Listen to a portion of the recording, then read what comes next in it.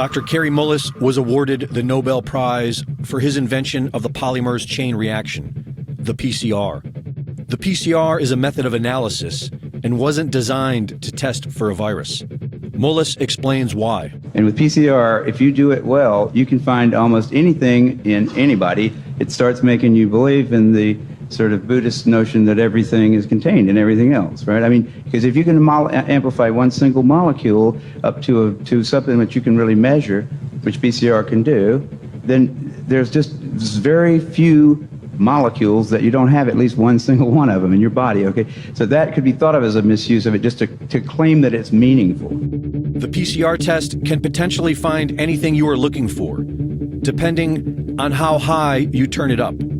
And this is exactly what has been done. The official protocol given for the PCR testing of COVID-19 created a floodgate of false positives to skew the results. They call it asymptomatic because it's a lie. These people don't have symptoms because they don't have COVID-19. They do it today because they've done it in the past and always gotten away with it. 30 years ago, Anthony Fauci, head of the NIH, made a name for himself by pushing for higher doses of the deadly drug AZT, an old cancer chemotherapy too dangerous for approval, onto AIDS patients.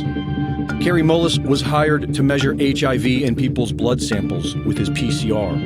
He was working under the premise that HIV was the probable cause of AIDS.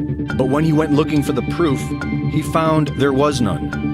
They just made it up. What is that paper? Who do I go to for that? And I looked around, I asked a couple of virologists at that company, and they said, no, you don't have to reference. I said, I have to reference that because I don't know where that came from. How do I know that? And it turned out that nobody knew it. And I was getting really freaked about that. That's when I first started saying, they don't know. Nobody really knows. This whole thing is a big sham. Mullis pointed out how the CDC was losing money and how the HIV-AIDS connection brought their profits back in the black, and how the men at the highest levels were all in on it. Kary Mullis knew these men were dangerous. They don't want people like me walking up and asking them those kind of questions, and they're willing to go to great lengths to prevent that. They're out on a limb. I wouldn't want to be there with them. But he was still outspoken. When ABC's Nightline approached him about doing a documentary on his work, Mullis convinced them to cover the HIV debate after nearly a decade of ignoring it. In a 1994 interview with Celia Farber for Spin magazine, Kary Mullis expressed how he really wanted to expose Anthony Fauci and Robert Gallo.